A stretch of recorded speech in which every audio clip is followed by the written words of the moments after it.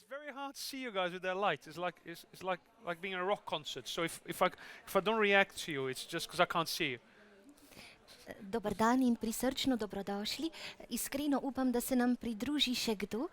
Z nami danes že v drugo Thiago de Moraes, pisatelj in ilustrator, ki ga mnogi najgloblje občudujemo za voljo njegovega genija, ki je tako genij nekoga, ki zmore veščino pisane besede in genij ilustratorja, torej mojstra likovne govorice. Welcome, Thiago de Moraes. Thank you. It is our second time on this particular stage, but the story we are about to tell shall be completely different than the one previously, I'm sure. Now, to begin with a question. Early on, yes, I'm sorry. In the morning, you've said that one of your favorite authors is Neil Gaiman, Yep. who once said to himself, I believe I can't do superheroes, but I could do God comics. Gaiman delighted in exploring the fallibility and essential humanity of these figures, as he put it. Was it somewhat the same with you? Yeah, look, sorry, can you hear me? Yes. Yes, I mean, I think, half the time, if you look at mythology, gods, heroes, monsters, they're kind of, they are like distilled versions of people, they have, they have, kind of condensed attributes that people have. In some mythologies, they're literally that, and they behave in kind of very monothematic ways. So I don't think you see anything in I think you see more truth in myth than you see in a whole bunch of other types of kind of, I won't call it fiction because that's truth for some people, but those things have been distilled over thousands of years to become what they are. So I understand what he's talking about, but on the other hand, I also think you see a bit of people and everything that people make. That makes any sense. Oh yes, So- by all means, it does. Have you ever wished to be, or do you perhaps somewhere in the future wish to be in any way political, talking about diversity of races, gender issues? Well, I think I am already. You are, So yes. so I don't think you need to be. I don't think you need to be. Sorry.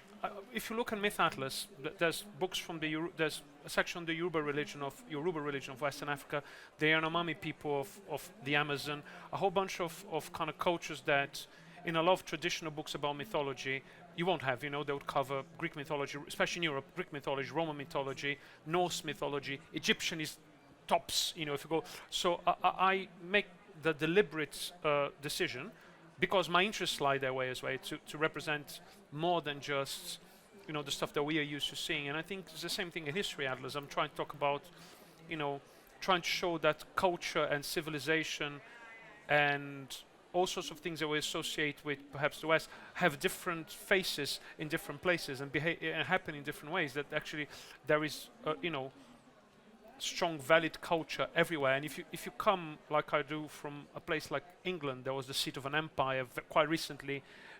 There's a sense that everything else is maybe not as good sometimes when you see people talking about the rest of the world. And I think the best way to counteract that is, instead of just saying, "Oh, I believe that everybody is the same," or everywhere, is actually to show it. And if you put all those things side by side, you're not saying they're the same, but they're saying they have the same value, which I think is an important message. So I would consider myself to be all those things that you asked for already. Yes, absolutely. Nowadays, storytelling is often absorbed by the language of commerce. This surely increases the need for storytellers in a more magical, artful mold, wouldn't you say so? Yeah, but look, I always think that when a new format comes up, it doesn't mean that another format disappears.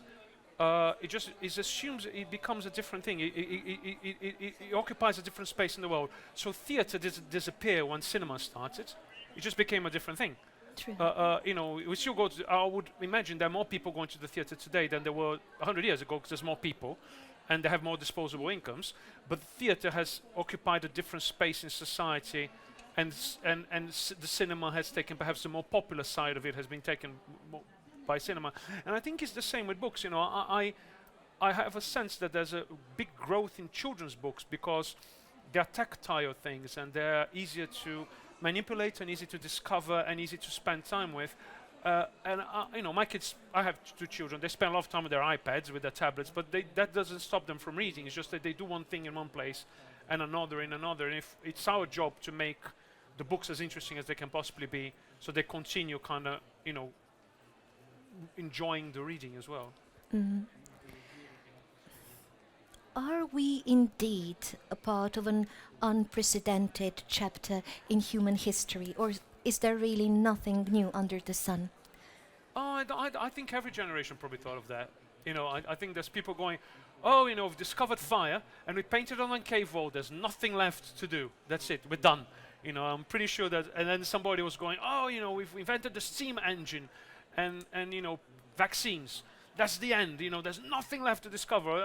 You don't know what's next because you don't know what's next. You know, until it comes, unless you are making it. So no, I don't believe that. I think sometimes you have an impression of that in culture, because a lot of the stuff that we see, you know, TV at the moment seems to be a lot of stuff that was very successful as a book, now it's been turned into TV show, then there's another TV show of that TV show, and you see that in a lot of popular entertainment, but I don't feel that's true.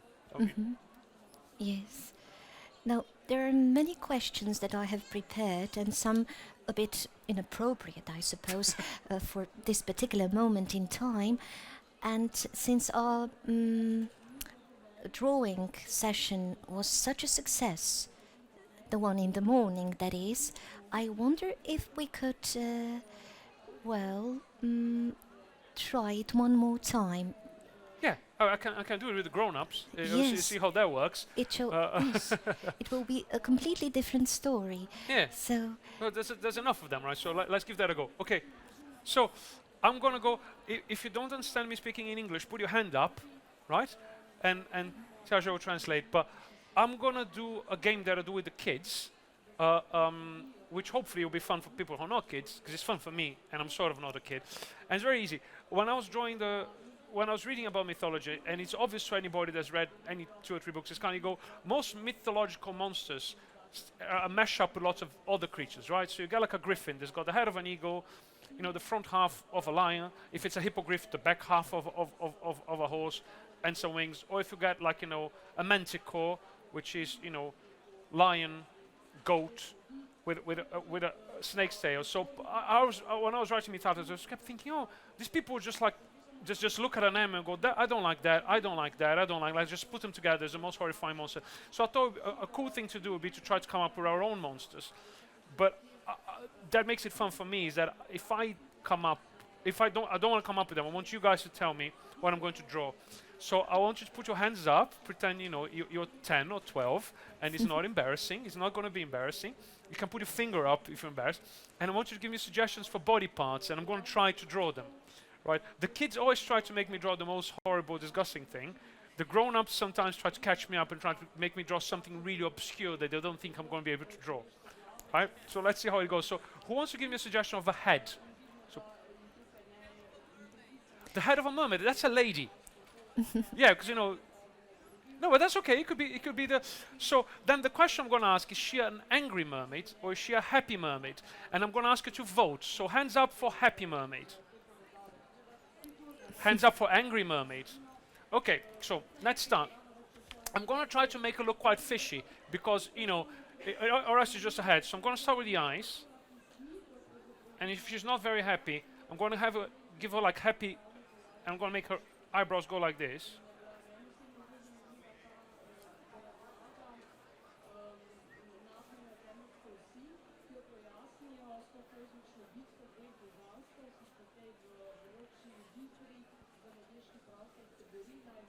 Okay, so she's not super pretty, but you know, that's beyond the point. Let's give her some hair.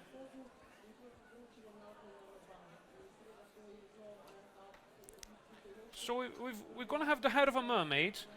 So that's a woman's head, effectively. But you know, what's gonna make her into a mythological creature is gonna come next. So what's the body gonna be of? Who wants to give me a body? Come on, guys. You're gonna have to participate. A Turtle? turtle. Oh, very good. So let's figure out how that works, right? So her neck's gonna come down, and if you know, turtles have like that little thing bit here where, you know, I have a tortoise, so I've looked at one a long time. So and then have they have like a round bit here, and they have like those kind of ridges, right? So we're gonna draw that, and then they have this bit here. But what I'm gonna do is I'm gonna leave some space open around there for the arms and the legs. They're obviously going to be from different creatures. So who wants to give me some arms? Any arms? Literally anything. Come on. Raven's claws. Okay, so I'm going to make some feathery bits there. And I'm going to give her raven's claws. And for them to look like birds, we always put these little bits here. So she already looks not particularly friendly.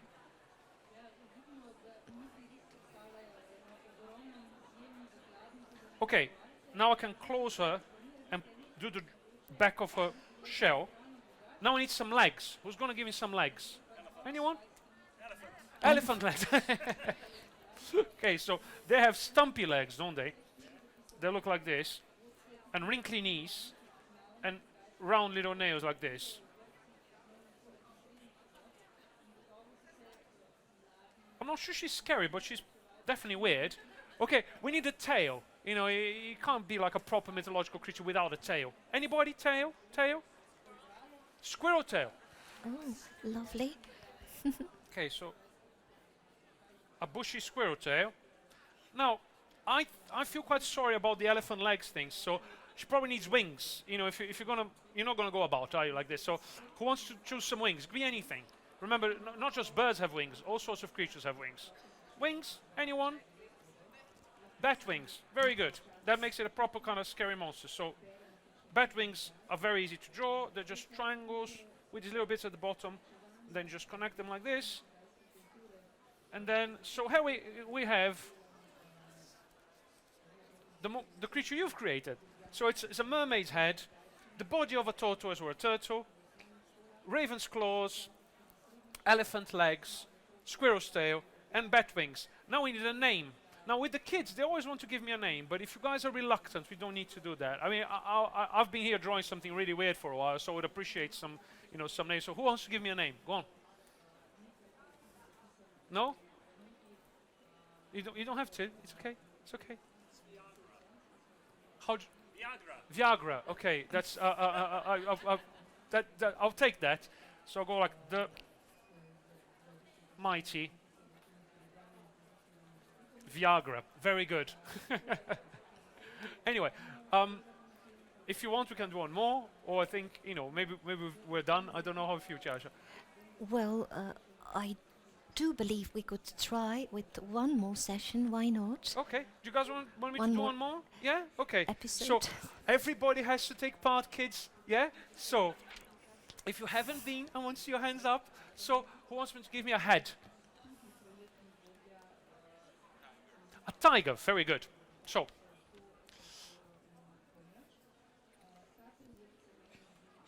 I'll start with the nose. Now, happy tiger or angry tiger? Always the same question. Hands up for happy tiger. Oh, that wins. I mean, I can count. So you've got a happy tiger. So I'm gonna give him a little smile. It's like the tiger from the cereal box. I don't know what he's called here. He still has pointy teeth.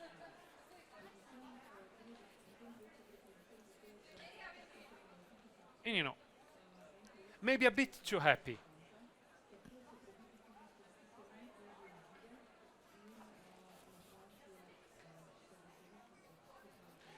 But you know, without stripes, it just looks like a weird cat. So, still looks like a weird cat, but now it has stripes.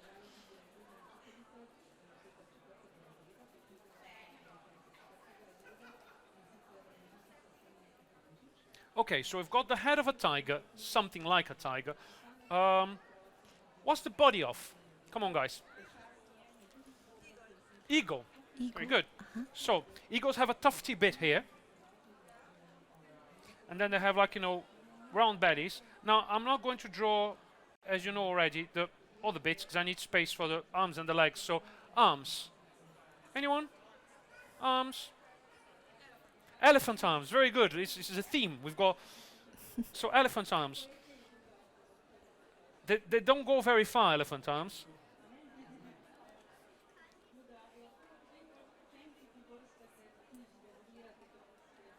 Okay, and legs. Who wants to give me some legs?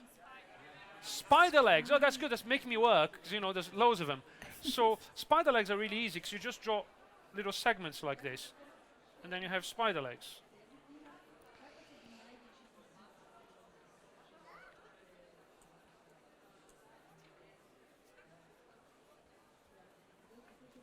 Okay, now a tail. Again, what sort of tail should we have? Lizard tail. Very good. And when I'm drawing a lizard, I always like to do these little ridgy bits at the bottom. It makes me look more lizardy. And finally, I mean, he looks very happy, but I don't know why, because it shouldn't really be with all that going on. But let's choose some wings. Let's try to let's close it off with some wings. Any wings? Butterfly wings. Excellent. Got a massive butterfly wings, which makes it a bit more jolly. Not particularly. You'd still be scared if you flew past you at night. You wouldn't you would be laughing. You'd be running away. But it's. Now I'm not going to ask for a name because if we started with Viagra, I don't know where it's going to end up. True. So it's just going to remain nameless, right? Okay, that's it. Now, do you guys want to know more? Are we done? What do you want to do? What does the audience say at this point? Oh yes, please do. Yeah, unless somebody else wants to fight you for it, yeah, go for it. If you have any questions, you can ask me questions. Oh yes, you are more than welcome to pose questions. Torej, dobrodošli, da zastavite kakšno vprašanje. You don't have to either. Potrebno seveda ni.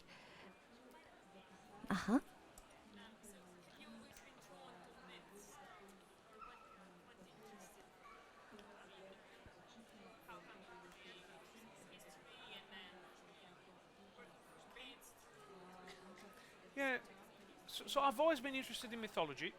When I was a kid, there were loads of books on that in my house, everywhere, and I just read them. They were not children's books; they were like grown-up books, but they were scattered around. And I just picked them up and I read them, and I copied the drawings and whatnot. And then the idea, I read that stuff as I read like a novel, whatever, right? So it's something I enjoy. But then the idea for Myth Atlas started because my son, who's now 12, when he was like 6, he was asking me about Norse mythology. And I said, Tom, they believe that the universe is a big tree called Yggdrasil. It's a big ash tree. And here on top there's Asgard, which is where the gods live. And he was just looking at me with a weird face. So I picked up he was having dinner. I picked up a piece of paper and just started drawing. I went, look, here's a tree. Here's Asgard. Here's Odin. Here's Loki. And then I drew like the big snake in the middle. And after I finished drawing, I thought, maybe that's a book, right? I've seen loads of descriptions of it, but I haven't seen any drawings of these worlds, and for a reason, because they're really hard to draw because they don't make sense, right? If you actually try to put everything. So I drew it literally in a piece of paper full of grease things, and then a few days later I drew it a bit better, and I wasn't going to do a book. I was going to do loads of posters, but then my publisher saw it and went, oh, that could be a book. I thought, no, it's not a book. It's a bunch of posters. and then well, no, maybe it could be a book. Maybe it's a book. And then that's where the book came from. I know that wasn't your question, but that was my answer. Sorry.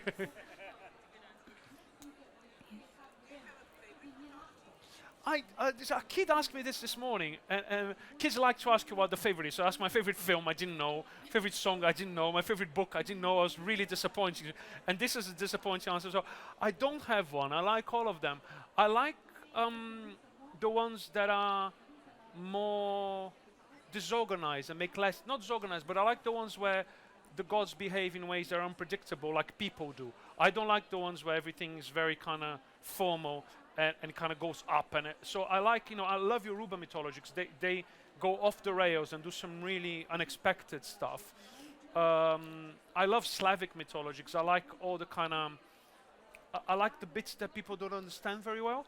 So there's a lot of, and I think in Slavic mythology, you have a lot of stuff that hasn't been, not that hasn't been researched, but kind of came through the ages and it was sort of lost and then reconstructed again. And in the reconstruction, there's lots of different shapes of it, and I like mystery.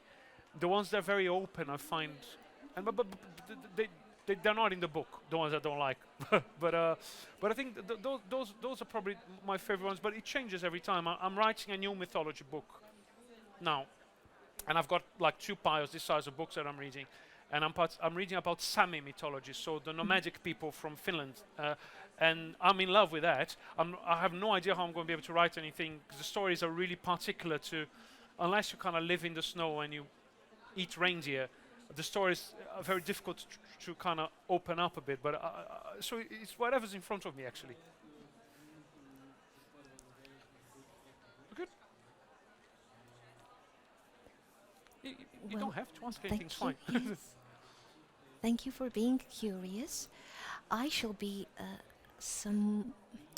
I shall be curious, but I suppose later on, since there's another event taking place at Glavni Oder. So thank you, Thiago, once again. Thanks for having me. Yes, hvala tudi vam za pozornost. See you in a minute. Yes, and thanks for sticking by. Thank you. Hvala lepa. Oh, let me just sign it for you. It's totally unintelligible, but it is my signature.